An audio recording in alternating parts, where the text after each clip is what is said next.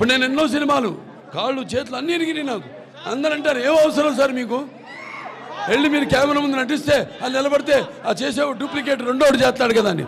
కాదు, నేనే ఒరిజినల్ చేస్తాను.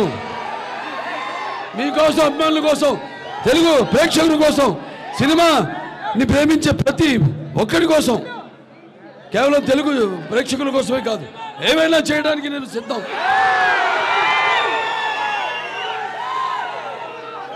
ఇవాళ కూడా మన షూటింగ్కి వెళ్ళాం జార్జియాకి, మన అఖండ తాండవ షూటింగ్కి.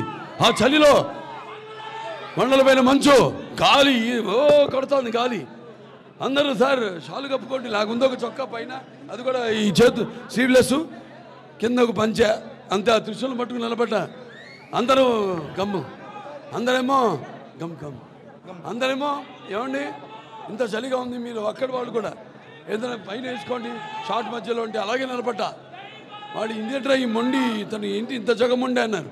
రామారావు గారి రక్తం ఇది. అదే కొంచెం గమ్ము ఉండే అదే అందరూ కనపడి చాలా ఇచ్చండి.